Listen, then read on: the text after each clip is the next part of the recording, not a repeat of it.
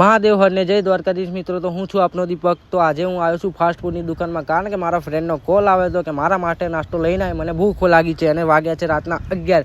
એ બાદથી ભાઈને મેં કીધું પાર્સલનો ઓર્ડર આવ્યો તો ભાઈ ઓર્ડર બના મળ્યા। એ બાદથી મેં કીધું કે હું અહીંયા આવ્યો તો મને ભૂખ લાગી, તો હું કંઈ નાસ્તો કરીને જાઉં। તો ભાઈને મેં કીધું કે મને બટરમાં સિંગ સ્લાઇડ કરી આપો 2, કારણ કે હું અને બીજો એક ભાઈ બનાવ્યા હતા। એ બાદથી ભાઈ બટર સિંગ સ્લાઇડમાં બનાવતા હતા, તો ભાઈએ મને ચોખ્ખું કહી દીધું કે વિડીયો શૂટ ના કરતો, કારણ કે પોલીસવાળા રાતે હેરાન કરે છે। મેં કીધું સારું, કંઈ વાંધો નહીં ભાઈ।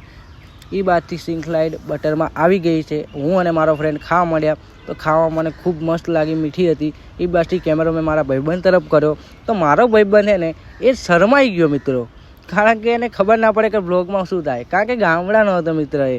તો એ બાદથી મેં કીધું સારું, કંઈ વાંધો નહીં। તો હું પણ ખાવામાં ધ્યાન રાખ્યું, કારણ કે મને લાગી હતી જોરદારની ભૂખ અને આ લાગતું હતું મસ્ત મીઠું। તો તમે પણ ખાધી હશે, તમને પણ ભાવતી હશે, અમુકને ભાવે અમુકને ના ભાવે। એ બાદથી મેં પાર્સલ પેક કરાવીને નીકળી જાય ગાડી લઈને ઘરે।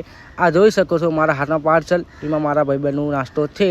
એ બાદથી અમે ફટાફટ નીકળ્યા બાઇક દોડાવતામાં। તો પણ મિત્રો, તમે મારી ચેનલને સબસ્ક્રાઈબ નહીં કરતા, તમે મને સપોર્ટ કેમ નહીં કરતા। એ બાદથી અમે પહોંચી ગયા ઘરે, તો મારા ફ્રેન્ડને અમે આલ્યું હાથમાં પાર્સલ। એ બાદથી મને કંઈ ટેન્શન પડી, મેં કીધું હા લઈને આવો, એક જ ટેન્શન લાવ્યો કે લાય, તો આલી મેં ટેન્શન, મને કે સારું જાઓ પપ્પા જાગી જશે। મેં કીધું કંઈ વાંધો નહીં ભાઈ, ટાઈમ પતી ગયો એટલે સારું। જય માતાજી મિત્રો, મળીએ બીજા બ્લોગમાં।